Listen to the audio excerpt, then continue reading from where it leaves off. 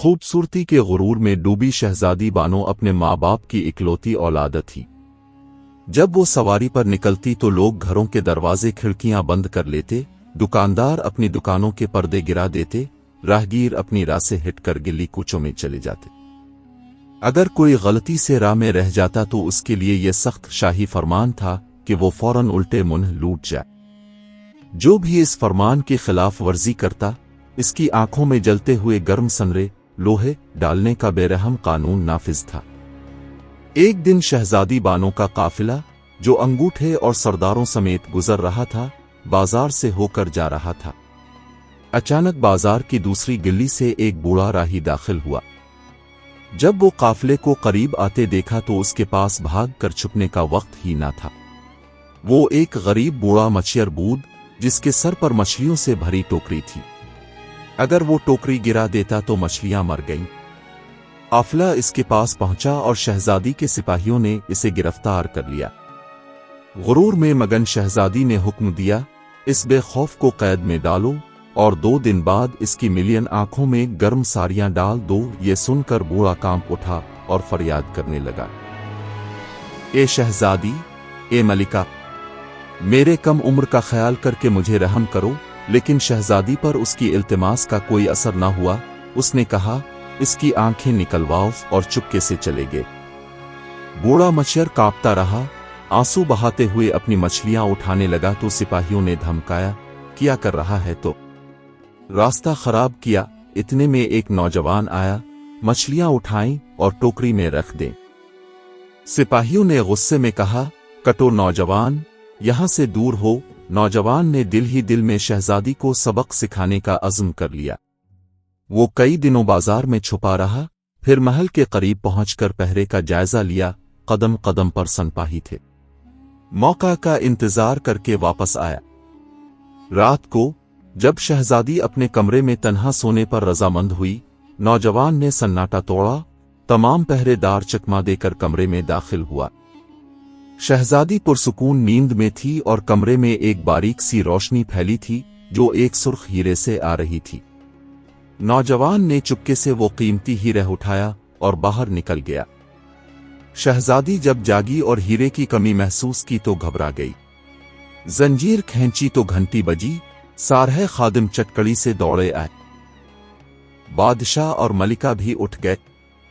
शहजादी ने बताया, कोई चराया है। बादशाह ने फौरी हिदायत दी कि हीरे को ढूंढो, मगर चूर तो जा चुका था। सुबह बादशाह ने सल्तनत में ऐलान किया कि जो भी हीरे को वापस लाएगा, इसे इनाम दिया जाएगा।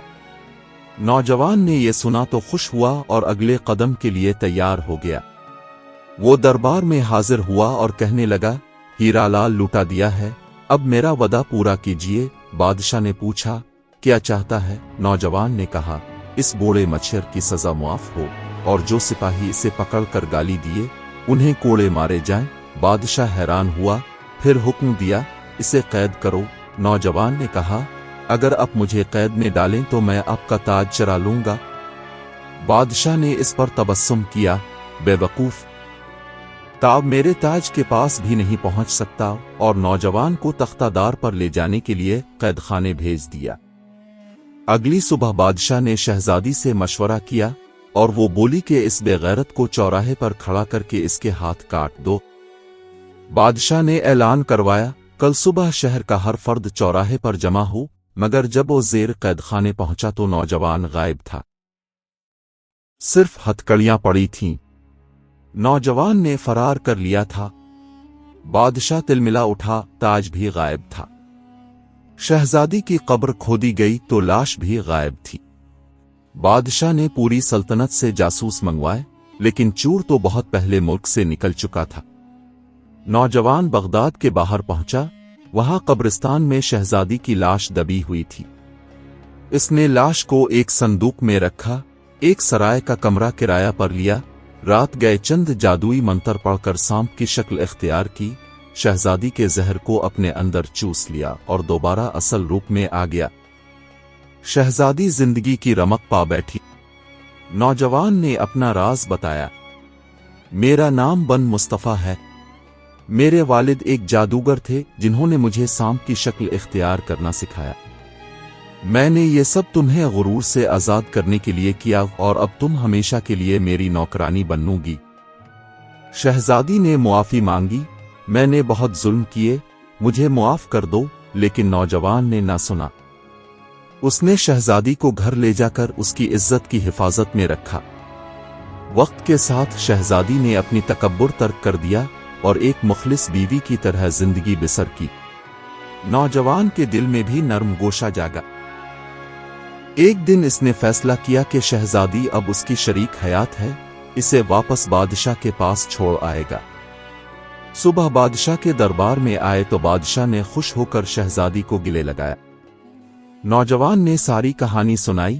بادشاہ نے حکم دیا کہ اسے پھانسی دو، مگر شہزادی نے التجا کی، پاپا، اس نے میرا غرور توڑا اور میں نے اسے اپنا شوہر مان لیا ہے۔